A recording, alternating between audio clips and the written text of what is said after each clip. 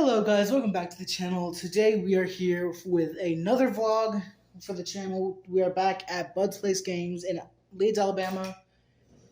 And we didn't get any shots at the outside because it's already dark and it has gotten much colder, so I don't want to be out there for too long. I want to get inside, warm up. But anyway, let's go ahead and see what we're going to be doing today.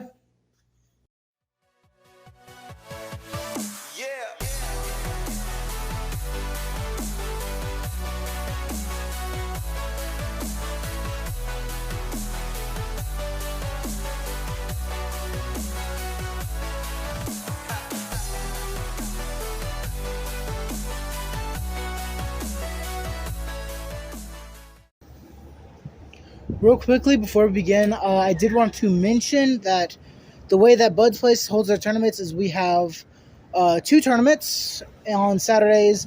First one starts at 6, goes till 8. There's usually about 8 people who play in this one. That's the limit for that.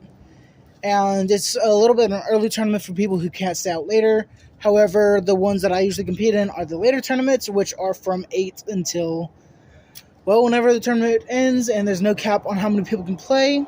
Some people like to come for both tournaments. I used to, but right now I'm mainly focusing on the later tournaments for vlogging and all that. But yeah, I figured I'd go ahead and let y'all know that, and yeah.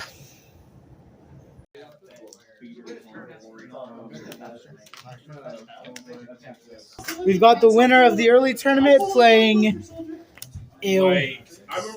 deck profile on my channel later.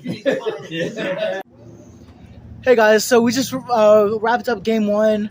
The first match. So first duel we lost. However, it was a really nice game. I really like playing against my opponent because he is the leader of our team, Team Shank. But going into game two, it was a really close game. I was able to summon Access Code Talker. However, he used Predaplant, Dracostapelia just to negate my access code before I could activate its effects to keep it from being negated, which, I mean, it's fine. And then we kept going back and forth, and it became a bit of a grind game. But once he remembered that he had an Eldritch in his graveyard, he was able to pop off and just complete that game.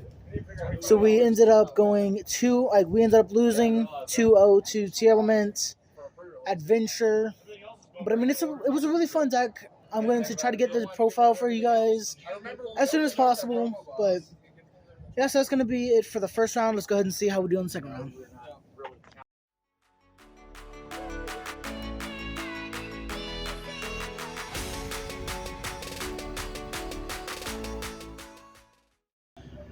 Alright, so we just finished up match two of the night. We went up against Dynamorphia. I hate to say it, but we ended up losing to Dynamorphia. Game one, we ended up going full combo, ended up setting up access code, and was able to attack twice.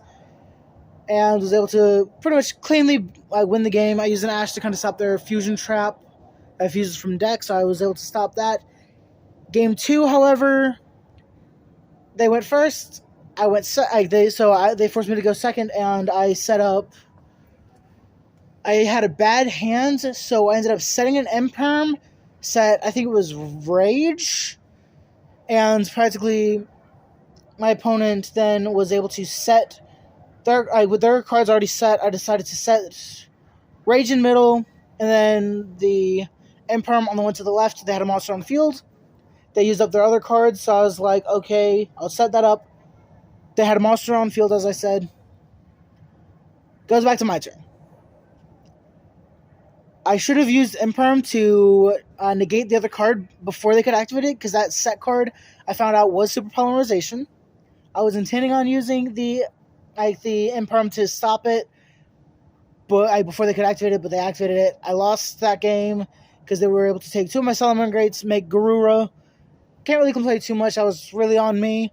Game 3, they were able to just set up so many negations where I just couldn't really do anything at that point, so went into a grind game, but we ended up losing 2-1. So currently we are 0-2 at this locals, but hopefully we can do better on the next round. So let's go ahead and jump on into that.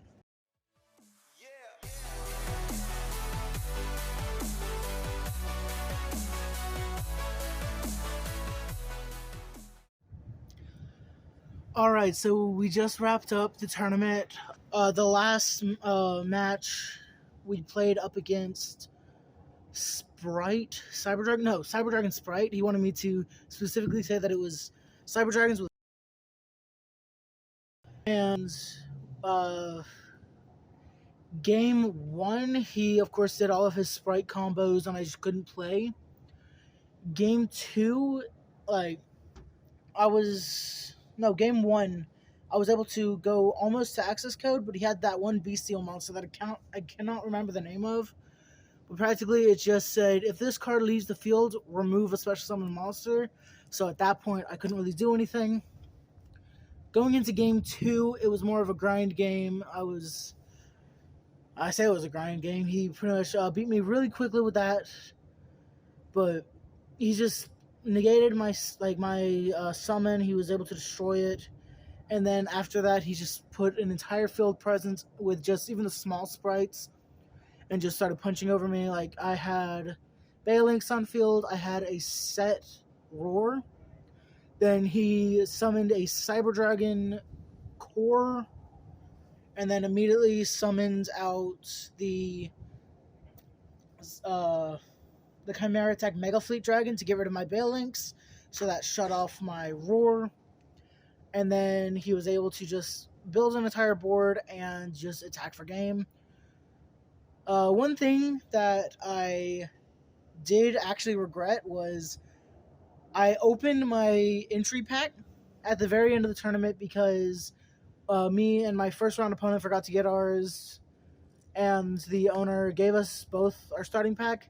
I actually pulled the ultimate rare Aluber. I immediately sold it to my team leader, but I think that, okay, like, even though we didn't do too well this tournament, pulling that Aluber did feel nice. I sold some cards that I needed to get rid of, but I think that definitely was a very eventful tournament, and I hope you guys are excited to see the next one. But with that being said, be sure to leave a like, comment down below what you guys think of the video, and with that being said, I'll see you guys next time.